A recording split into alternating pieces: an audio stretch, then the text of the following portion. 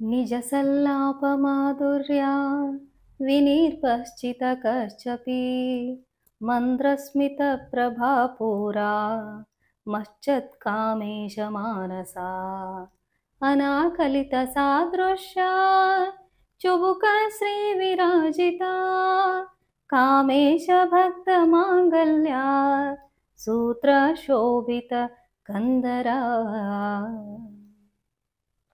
ಸ್ನೇಹಿತರೆ, ಎಲ್ಲರಿಗೂ ವಿಜಯದಶಮಿಯ ಹಾರ್ದಿಕ ಶುಭಾಶಯಗಳು. ಸ್ನೇಹಿತರೆ, ಎಲ್ಲರ ಧ್ಯಾನ ಪ್ರಯಾಣ ಹೆಂಗಿತ್ರಿ? 9 ದಿವಸ 9 ದೇವಿಯರು ನಾನಾ ವಿಧ ಅಲಂಕಾರಗಳಲ್ಲಿ ಫಲಪುಷ್ಪಗಳನ್ನು ಅರ್ಚಿಸ್ತಾ ಉಪವಾಸ ಮಾಡ್ತಾ ದೇವಿಯ ಪುರಾಣವನ್ನು ಕೇಳಿರಿ, ಕಥನವನ್ನು ಕೇಳಿರಿ, ಮನನ ಮಾಡ್ಕೊಂಡ್ರಿ, ಜೊತೆಗೆ ನಿಧಿಧ್ಯಾಸ ಕೂಡ ಮಾಡಿರಿ.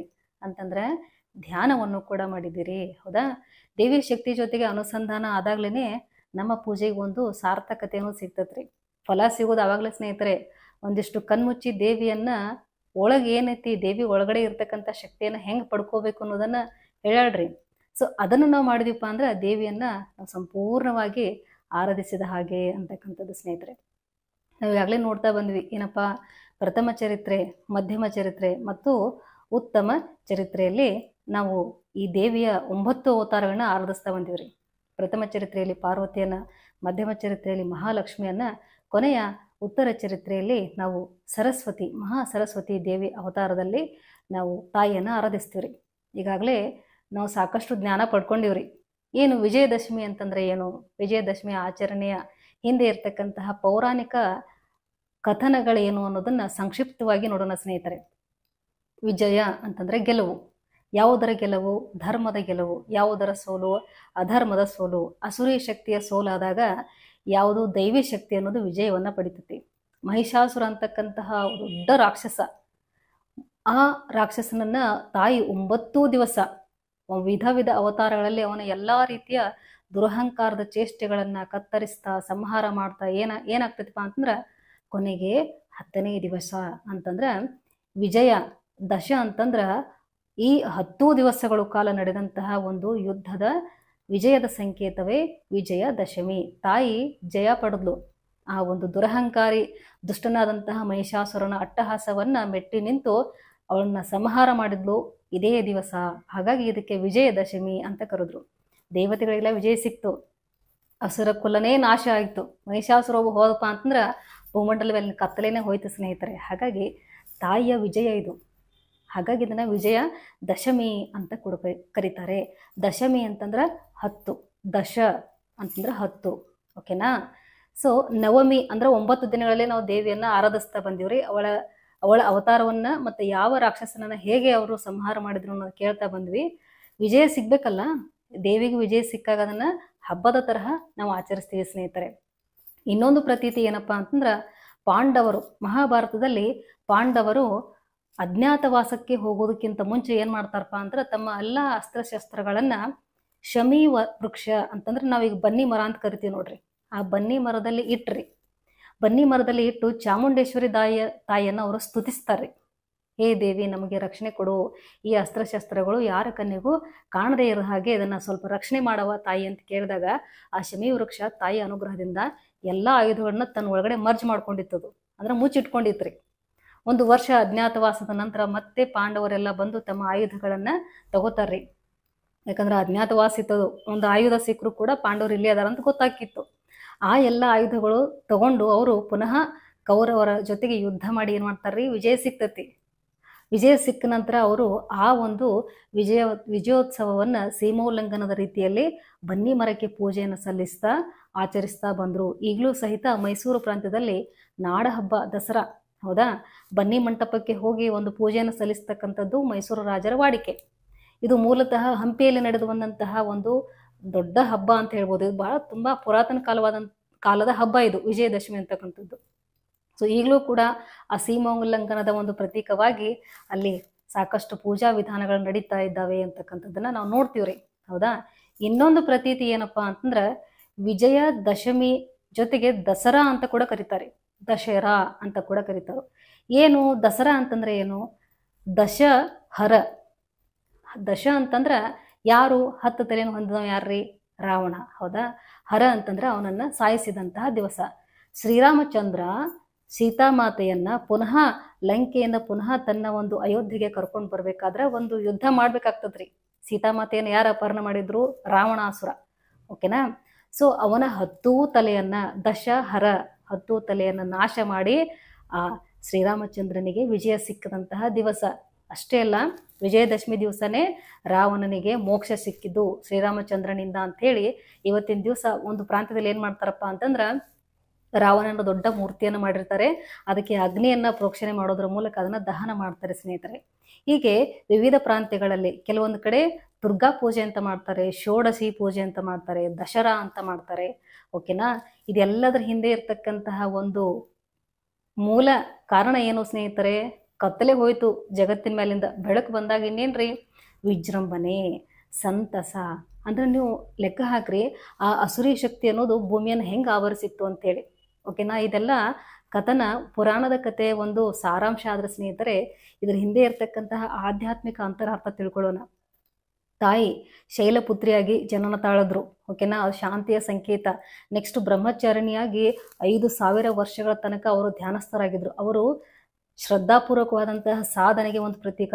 ಏನ್ ತಿಳ್ಕೊಂಡ್ರು? ನಾನು ಬರೀ ದೇಹ ಅಲ್ಲ, ನಾನು ದೇಹದ ಒಳಗಿರ್ತಕ್ಕಂಥ ಶಕ್ತಿ ಅಂತ ತಿಳ್ಕೊಂಡ್ರು. ನೆಕ್ಸ್ಟ್ ಚಂದ್ರಘಂಟ ಅವತಾರದಲ್ಲಿ ಗಿರಿಜಾ ಕಲ್ಯಾಣ ಆಯ್ತು. ಹೌದಾ?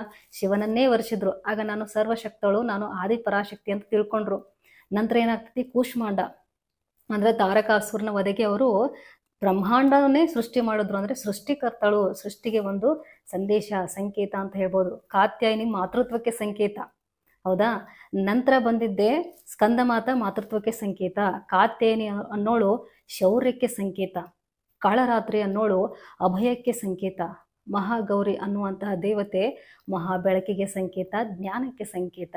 ಸಿದ್ಧಿದಾತ್ರಿ ಎಲ್ಲವನ್ನ ಸಿದ್ಧಿಸ್ಕೊಳ್ತಾ ಇರ್ತಕ್ಕಂತಹ ಶಕ್ತಿ ನಮ್ಮೊಳಗಡೆ ಐತಿ ಅನ್ನೋದನ್ನ ಜಗತ್ತಿಗೆ ಈ 9 ದೇವಿಯರು ಸಂದೇಶದ ಮೂಲಕ ಅವರ ಅವತಾರನ್ನ ತೋರಿಸ್ತಾ ಅವರ ಸಂದೇಶ ಕೊಡ್ತಾ ಇದ್ದಾರೆ.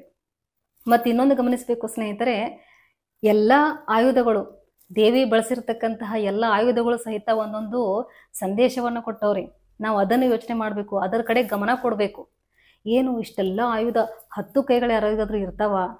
ಸ್ತ್ರೀ ಸರ್ವಶಕ್ತಳು ಅಂದ್ರೆ ನಾರಿ ಶಕ್ತಿನೇ ಅಂತಕ್ಕಂಥದ್ದು ಅಷ್ಟು ದೊಡ್ಡದ್ರಿ. ಅದು ಏನೂ ಆಗಂಗಿಲ್ಲ, ನನ್ನಿಂದ ಆಗಂಗೆ ಇಲ್ಲ ಅಂತಕ್ಕಂಥದ್ದು ಇಲ್ವೇ ಇಲ್ಲ. ಎಲ್ಲನೂ ಆಗ್ತತಿ. ಯಾವುದು? ಸಕಾರಾತ್ಮಕವಾಗಿ ಯೋಚನೆ ಮಾಡಿ ಲೋಕ ಕಲ್ಯಾಣಕ್ಕೋಸ್ಕರ ಮಾಡುವಂತಹ ಕಾರ್ಯಗಳು ಎಲ್ಲವೂ ಸಿದ್ಧಿಸ್ತಾವು. ಯಾವುದೂ ಆಗುವುದಿಲ್ಲ ಅನ್ನೋದೇ ಇಲ್ಲ. ಆದ್ರೆ ಒಂದೇನ್ ಮಾಡ್ಬೇಕು? ನಮ್ಮೊಳಗೆ ಇರತಕ್ಕಂತಹ ಅಸುರರನ್ನ ಮೊದಲು ಸಂಹಾರ ಮಾಡಬೇಕು. ಯಾವುದರ ಮೂಲಕ? ಧ್ಯಾನ, ಯೋಗ, ತಪಸ್ಸಿನ ಮೂಲಕ. ಯಾಕಂದ್ರೆ ಸಾಕ್ಷಾತ್ ದೇವಿನ ಧ್ಯಾನ ಮಾಡ್ಯಾರ್ರಿ ಭೂಮಂಡಲದ ಮೇಲೆ ಬಂದ. ಇನ್ನು ನಿಮ್ಮಂಥವರೆಲ್ಲರೂ ಧ್ಯಾನ ಮಾರ್ಗವನ್ನು ಅನುಸರಿಸಲೇಬೇಕು ಸ್ನೇಹಿತರೆ. ಹೌದಾ? ಅಜ್ಞಾನ ಹೋಯ್ತು, ಅಹಂಕಾರ ಹೋಯ್ತು, ಕತ್ತಲೆ ಹೋಯ್ತು ಅಂತಂದಾಗ ಬೆಳಕು. ಯಾವ ಬೆಳಕು ಬರ್ತೈತಿ? ಮಹಾಗೌರಿ ಜಗತ್ತಿಗೆ ಆತ್ಮಜ್ಞಾನದ ಬೆಳಕನ್ನ ಕೊಟ್ರು. ನೋಡ್ರಿಪ್ಪ, ನಾ ಜಗತ್ತನ್ನ ಸಲಹುತ್ತನೋ, ಆದ್ರೆ ನೀವು ಒಂದಿಷ್ಟು ಸಾಧಕರಾಗ್ರಿ. ಬರೀ ಪ್ರಾಪಂಚಿಕದಲ್ಲೇ ನೀವು ಇರ್ಲಿಕ್ಕೆ ಹೋಗ್ಬೇಡ್ರಿ, ಒಂದಿಷ್ಟು ಆಧ್ಯಾತ್ಮ ಸಾಧನೆ ಕಡೆಗೆ ಬನ್ನಿ ಅಂತ ಹೇಳಿ ಸಾಕ್ಷಾತ್ ತಾಯಿನೇ ಆ ಅವತಾರದಲ್ಲಿ ಸಂದೇಶ ಕೊಟ್ಟಾಳ ಸ್ನೇಹಿತರೆ. ಹಾಗಾಗಿ ಈ ವಿಜಯದಶಮಿ ಇದು ವಿಜಯಕ್ಕೆ ಸಂಕೇತ. ಯಾವುದರ ವಿಜಯ ಅಂತಂದ್ರೆ ಜ್ಞಾನದ ವಿಜಯ ಸ್ನೇಹಿತರೆ. ಆ ಜ್ಞಾನವನ್ನು ನಾವು ಕೂಡ ಪಡ್ಕೊಂಡ್ವಿ ಅಂತಂದ್ರೆ ನಾವು ಕೂಡ ವಿಜಯಶಾಲಿಗಳಾಗ್ತೀವಿ. ಏನಪ್ಪಾ ನನ್ನ ಜೀವನ ಹಂಗ, ನನ್ನ ಜೀವನ ಹಿಂಗ ಅಂತ ಅನ್ಕೊಂಡು ಕೂತ್ವಿ ಅಂತಂದ್ರೆ ಹಬ್ಬ ಇದ್ರೂ ಸಹಿತ ನಾವು ಅವತ್ತಿನ ದಿವಸ ಒಂದು ಮನದಲ್ಲಿ ನೋವನ್ನು ಇಟ್ಕೊಂಡು ಕೂಡ್ತೀವ್ರಿ. ನಿಜವಾಗ್ಲೂ ಹಬ್ಬಕ್ಕೆ ಅರ್ಥ ಬರೋದು ಯಾವಾಗಪ್ಪ ಅಂತಂದ್ರೆ ಒಳಗಡೆನೂ ಖುಷಿ ಇರಬೇಕು, ಹೊರಗಡೆನೂ ಖುಷಿ ಇರಬೇಕು. ಆವಾಗಲೇ ಹಬ್ಬಕ್ಕೆ ಒಂದು ನಿಜವಾದ ಕಳೆ ಬರ್ತೈತೆ. ಹೌದಾ? ಹಾಗಾಗಿ ಮೊದಲು ನಾವು ಯಾರು ಅನ್ನೋದನ್ನು ತಿಳ್ಕೊಳ್ಳೋಣ ಸ್ನೇಹಿತರೆ. ಎಲ್ಲ ದೇವಿಯರು ತಲೆ ಮೇಲೆ ಕಿರೀಟವನ್ನು ಹಾಕೊಂಡಿದ್ದಾರೆ. ಹೌದಾ? ಕಿರೀಟ ಅಂತಂದ್ರೆ ತಲೆಯಲ್ಲಿರ್ತಕ್ಕಂತಹ ಎಲ್ಲ ಜಾಡ್ಯಗಳು ಹೋದಾಗ, ತಲೆ ಇರ್ತಕ್ಕಂಥ ಬೇಡದ್ದೆಲ್ಲ ಹೋದಾಗ ನಾವು ಯಾವ ರೀತಿ ಅಲಂಕಾರವನ್ನು ಕೂಡ ಬೇಕಾದರೂ ಮಾಡ್ಕೋಬಹುದು. ನೋಡಿ, ಪ್ರತಿಯೊಂದು ಅಲಂಕಾರದ ಹಿಂದೆ ಕೂಡ ಸಂದೇಶ ಕೊಟ್ಟಿದ್ದಾಳೆ ತಾಯಿ. ಸರ್ವಾಲಂಕಾರ ಭೂಷಿತೆ. ಪ್ರತಿಯೊಂದು ಅಲಂಕಾರ ಕೂಡ ಒಂದೊಂದು ಮನುಕುಲಕ್ಕೆ ಅಪರೂಪದ ಸಂದೇಶವನ್ನು ಕೊಡ್ಲಕತ್ತೈತಿ. ನೀನು ಮಹಾಜ್ಞಾನಿ, ನೀನು ಸರ್ವಶಕ್ತ, ನನ್ನಿಂದ ಆಗೋದಿಲ್ಲ ಅಂತ ಹೇಳಿಕ್ಕೆ ಹೋಗ್ಬೇಡ. ವೇಮನ ಒಂದ್ ಕಡೆ ಹೇಳ್ತಾರ್ರಿ, ತನ್ನೊಳಗೆ ಇರ್ತಕ್ಕಂಥ ಶಕ್ತಿಯನ್ನ ತಿಳ್ಕೊಳ್ಳಲ್ಲ, ಹೊರಗೆಲ್ಲ ಹುಡುಕಾಡ್ತಾರೋ ಅಂತೇಳಿ ವೇಮನವರು ಒಂದ್ ಕಡೆ ಪದ್ಯದಲ್ಲಿ ಬರೀತಾರ್ರಿ. ಮನಲೋ ಉನ್ನ ಶಕ್ತಿ ಅಂತ ಹೇಳ್ತಾರ. ನಮ್ಮಲ್ಲೇ ಇರ್ತಕ್ಕಂಥ ಶಕ್ತಿಯನ್ನ ತಿಳ್ಕೊಳ್ಳಂಗಿಲ್ಲ, ಅದನ್ನ ಹೊರಗೆ ಹುಡುಕಾಡ್ತೀವಿ ಅಂತ. ತಪ್ಪಲ್ಲ ಸ್ನೇಹಿತರೆ. ಮೂರ್ತಿಯಲ್ಲಿ ಇಟ್ಟು ನಾವು ದೇವಿಯನ್ನ ಆರಾಧಿಸಬೇಕು. ಜೊತೆಗೆ ಅದೇ ಮೂರ್ತಿಯಿಂದ ಸ್ಫೂರ್ತಿಯನ್ನು ಪಡೆದು ಸಾಧನೆ ಮಾಡ್ತಾ ಇರಬೇಕು. ಕಣ್ಮುಚ್ಚಿ ಶ್ವಾಸವನ್ನು ಗಮನಿಸ್ತಾ ಇರಬೇಕು. ಯಾಕಂತಂದ್ರೆ ಸರಸ್ವತಿ ಮಾತೆ ದೇವಿಯ ಒಂದು ಫೋಟೋ ನೋಡಿರಿ ನೀವು. ಆ ಫೋಟೋದಲ್ಲಿ ಏನೈತ್ರಿ? ಹಂಸ ಐತಿ, ಹೌದಾ? ಹಂಸ ಅಂತಂದ್ರೆ ಏನು? ಅಹಿಂಸೆ ಅಂತಂದ್ರೆ ಶ್ವಾಸ. ಹಂಸ ಅಂತಂದ್ರೆ ಶ್ವಾಸ. ನಾನು ಉಸಿರನ್ನ ಹಿಡಿದಾಗ ಪ್ರತಿ ಕ್ಷಣ ನಡೀತಾ ಇರ್ತಕ್ಕಂಥ ಈ ಶ್ವಾಸೋಚ್ಛ್ವಾಸವನ್ನ ಅನುಸರಿಸ್ತಾ ಇದ್ದುದರಿಂದಲೇ ನನಗೆ ಅಪಾರವಾದಂತಹ ಜ್ಞಾನ ಬಂತು. ಎಂತಹ ಜ್ಞಾನ? ಶಾಶ್ವತವಾದಂತಹ ಜ್ಞಾನ, ಆತ್ಮಜ್ಞಾನ. ಅದನ್ನು ನೀವೆಲ್ಲರೂ ಕೂಡ ಪಡಿಬಹುದು ಅನ್ನೋದನ್ನು ಸರಸ್ವತಿ ಮಾತೆ ಸಂದೇಶ ಕೊಡ್ತಾ ಇದ್ದಾಳೆ ಸ್ನೇಹಿತರೆ. ಹಾಗಾಗಿ ಈ ಒಟ್ಟು ಕಥನದ ಹಿಂದೆ, ಈ ಒಟ್ಟು ಸೆಲಿಬ್ರೇಷನ್ ಹಿಂದೆ ಬಹಳಷ್ಟು ಆತ್ಮನಿಗೆ ಸಂಬಂಧಪಟ್ಟಂತಹ ಜ್ಞಾನ ಇದೆ ಸ್ನೇಹಿತರೆ. ಸಾಕ್ರಿ, ಬಂದು ಹೋಗುದು ಸಾಕು, ಇನ್ನು ಎಷ್ಟು ಮಾಡೋದಿನ್ನು? ನಿಜಗುಣರು ಒಂದ್ ಕಡೆ ಹೇಳ್ತಾರೆ, ಭವ ಮಾಲೆ ಗಲಸು ಅಂತ ಹೇಳ್ತಾರು. ಬಂದು ಹೋಗುದಕ್ಕೆ ಅಸಹ್ಯ ಪಟ್ಕೋರಪ್ಪ ಅಂತ ಹೇಳ್ತಾರವರು. ಅದು ಬೇಡಾಗೈತಿ, ಇದು ಬೇಡಾಗೈತಿ, ನನಗೆ ಅದು ಬೇಜಾರಾಗೈತಿ, ಇದು ಬೇಜಾರಾಗೈತಿ ಅನ್ನೋದಕ್ಕಿಂತ ಜನನ ಮರಣ ಚಕ್ರಕ್ಕೆ ನಾವು ಬೇಜಾರು ಪಡ್ಕೋಬೇಕು. ಹಾಗೆ ನಾವು ಬೇಜಾರು ಪಡ್ಕೊಂಡದ್ದು ಆದ್ರೆ ತಾಯಿ ದಾರಿ ತೋರಿಸ್ತಾಳ್ರಿ. ಏನು? ಸಿದ್ಧಿದಾತ್ರಿಯಾಗಿ. ಓಕೆ, ಎಸ್, ನೀನು ಚಾಯ್ಸ್ ಮಾಡ್ಕೊ, ಧ್ಯಾನ ಮಾರ್ಗವನ್ನು ಆಯ್ಕೆ ಮಾಡ್ಕೊ, ನೀನು ಯಾರು ಅನ್ನೋದನ್ನು ತಿಳ್ಕೊ. ಸ್ನೇಹಿತರೆ, ಎಲ್ಲದಕ್ಕೂ ಮೂಲ ಧ್ಯಾನ. ಶಿವಪುರಾಣದಲ್ಲಿ ಸಹಿತ ಸಾಕ್ಷಾತ್ ಪರಶಿವ ತಾಯಿಗೆ ಬೋಧನೆ ಮಾಡಿದ್ದು ಧ್ಯಾನವನ್ನೇ. ಓಕೆನಾ? ಸೊ ಸ್ನೇಹಿತರೆ, ಎಲ್ಲದಕ್ಕೂ ಪರಿಹಾರ ಒಂದೇ. ಹಾಗೆಯೇ ಆತ್ಮಕಲ್ಯಾಣದ ಮಾರ್ಗವೂ ಕೂಡ ಒಂದೇ. ಅದೇನಪ್ಪ ಅಂತಂದ್ರೆ ಆತ್ಮಕಲ್ಯಾಣ, ಸಾಧನೆ, ಸಿದ್ಧಿ ಜೊತೆಗೆ ಧ್ಯಾನ ಸ್ನೇಹಿತರೆ. ಹೌದಾ? ಸೊ ಇವತ್ತಿನ ದಿವಸ ವಿಜಯದಶಮಿ ಅಂದು ನೋಡ್ರಿ, ಭಾಳಷ್ಟು ಕಡೆ ಭಾಳ ರೀತಿಯ ಆಚರಣೆ ಇರ್ತಾವ್ರಿ. ಬನ್ನಿ ಮರ ಎಷ್ಟು ನೋಡ್ರಿ, ಅದು ಬಂಗಾರ ಅಂತ ಕರಿತೀವಿ ಅದಕ್ಕೆ. ನಮ್ಮ ಉತ್ತರ ಕರ್ನಾಟಕ ಕಡೆ ಎಲ್ಲ ಬಂಗಾರ ತಗೊಂಡು ಬಂಗಾರದಂಗೆ ಇರೋಣ ಅಂತ ಹೇಳ್ತಾರು. ಯಾಕಂದ್ರೆ ಅದು ಅಷ್ಟು ಶ್ರೇಷ್ಠತೆಯನ್ನು ಪಡ್ಕೊಂಡ್ಬಿಡ್ತು, ದೈವಿ ಶಕ್ತಿಯನ್ನು ಅದು ಆವರಿಸ್ಕೊಂಡ್ಬಿಟ್ಟೈತಿ. ಹಾಗಾಗಿ ಇವತ್ತಿನ ದಿವಸ ಆ ಒಂದು ಬಂಗಾರದಂತಹ ತಪ್ಪಲುಗಳನ್ನು ನಾವು ಕೊಡ್ತಾ ನೀವು ಬಂಗಾರ ಆಗಿರೋಣ ಅಂತ ಹೇಳ್ತೀರಿ. ಅದು ಬರೀ ಮಾತಿಗೆ ಸೀಮಿತ ಆಗಿರಬಾರ್ದು ಸ್ನೇಹಿತರೆ, ಭಾವದಲ್ಲೂ ಕೂಡ ಬಂಗಾರದ ತರಹನೇ ಇರೋಣ. ಓಕೆನಾ? ಬಂಗಾರ ಅಂತಂದ್ರೆ ಹೊಳಪು. ನೋಡ್ರಿ, ಅನ್ನು ಎಷ್ಟು ತಿಕ್ತೀವೋ ಓರೆಗೆ ಹಚ್ಚಿದಂಗೆ ಮತ್ತಷ್ಟು ಹೊಳಪ ಬರ್ತೈತಿ. ಹಂಗೆ ಎಷ್ಟೇ ಕಷ್ಟಗಳು ಬಂದರೂ ಸಹಿತ ನಿಮ್ಮಲ್ಲಿರ್ತಕ್ಕಂತಹ ತಾಳ್ಮೆಯನ್ನು ಕಳ್ಕೊಬೇಡ್ರಿ, ನಿಮ್ಮಲ್ಲಿರ್ತಕ್ಕಂತಹ ಮಾತೃತ್ವವನ್ನು ಬಿಡಬೇಡ್ರಿ, ಪ್ರೇಮ ಭಾವವನ್ನು ಬಿಡಬೇಡ್ರಿ. ಅದನ್ನ ಇನ್ನಷ್ಟು ಹೆಚ್ಚಿಗೆ ಮಾಡ್ತಾ ಬನ್ರಿ. ಯಾಕಂದ್ರೆ ಅಸುರರನ್ನ ಕೇವಲ ತಾಯಿ ಸಂಹಾರ ಅಷ್ಟೇ ಮಾಡ್ಲಿಲ್ರಿ, ಅವರಿಗೆ ಮೋಕ್ಷವನ್ನು ಕೂಡ ಕೊಟ್ಲು. ನಾವು ಒಂದ್ ಕಡೆ ಚಿತ್ರದಲ್ಲಿ ನೋಡ್ತೀವಿ, ಅವನ ಮಹಿಷಾಸುರನ ತಲೆ ಮೇಲೆ ತಾಯಿ ಕೈಯನ್ನು ಇಟ್ಟಿದ್ದಾರೆ. ಅಂದ್ರೆ ಅವರಿಗೆ ಮೋಕ್ಷವನ್ನು ಕೂಡ ಕೊಟ್ರು. ಮಾತೃ ಹೃದಯ ಅನ್ನೋದು ನಮ್ಮಲ್ಲಿ ಐತ್ರಿ. ಎಲ್ಲರನ್ನ ಹೃದಯದಿಂದ ಒಪ್ಕೊಳ್ಳೋಣ ಸ್ನೇಹಿತರೆ, ಮನಸ್ಸಿನಿಂದ ಅಲ್ಲ, ತಲೆಯಿಂದ ಅಲ್ಲ. ಓಕೆನಾ? ಸೊ ಈ ಎಲ್ಲ ದೇವಿಯರ 108 ಅವತಾರ ಅದಾವ್ರಿ, ಅವೇನು ಸಾದಾ ಇಲ್ಲ. ಓಕೆನಾ? ಹಾಗಾಗಿ ಬರೀ ಓದೋದಕ್ಕಷ್ಟೇ ಸೀಮಿತ ಆಗಬಾರ್ದು, ಬರೀ ಕೇಳೋದಕ್ಕಷ್ಟೇ ಸೀಮಿತ ಆಗಬಾರ್ದು. ನಾವು ಒಂದಿಷ್ಟು ಆಚರಣೆಯಲ್ಲಿ ಇಟ್ಕೊಂಡ್ವಿ ಅಂತಂದ್ರೆ ವಿಜಯದಶಮಿ ಹಬ್ಬ ಅನ್ನೋದು ಸಾರ್ಥಕತೆಯನ್ನು ಪಡ್ಕೋತತಿ ಅಂತ ಹೇಳ್ತಾ, ಇಂತಹ ಒಂದು ವಿಶಿಷ್ಟವಾದ ಪ್ರಯತ್ನಕ್ಕೆ ತಾವೆಲ್ಲ ಭಾಳಷ್ಟು ಸಹಕಾರವನ್ನು ತೋರಿಸಿದ್ದೀರಿ. 9 ದಿವಸ ನನ್ನ ಎಲ್ಲ ವಿಡಿಯೋಗಳನ್ನು ಭಾಳಷ್ಟು ಪ್ರೇಮಪೂರ್ವಕವಾಗಿ ವೀಕ್ಷಿಸಿದಂತಹ ಎಲ್ಲ ಬಂಧುಗಳಿಗೆ ಒಂದೊಮ್ಮೆ ಹೃತ್ಪೂರ್ವಕ ಧನ್ಯವಾದವನ್ನು ತಿಳಿಸ್ತಾ ಸ್ನೇಹಿತರೆ, ನೀವು ಬಂಗಾರ ತೊಗೊಂಡು ಬಂಗಾರದಂಗೆ ಇರೋಣ್ರಿ. ಏನೋ ಕಷ್ಟ ಬಂದರೂ ಧೃತಿಗೆಡೋದು ಬೇಡ್ರಿ. ಯಾಕಂತಂದ್ರೆ ಈ ಸಮಯ ಸಾಗಿ ಹೋಗುವುದು, ಯಾವುದು ಕೂಡ ಇಲ್ಲಿ ಶಾಶ್ವತವಾಗಿರುವುದಿಲ್ಲ ಸ್ನೇಹಿತರೆ.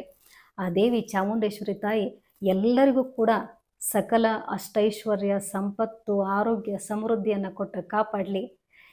ಹಾಗೆಯೇ ಪ್ರತಿದಿನ ತಪ್ಪದೆ ಎಲ್ಲರೂ ಕೂಡ ನಿಮ್ಮ ಸಮಯ ಕೊಟ್ಟು ಒಂದಿಷ್ಟು ಸಮಯ ನಿಮ್ಮ ಉಸಿರಿನ ಜೊತೆ ಕೂತ್ಕೊರಿ.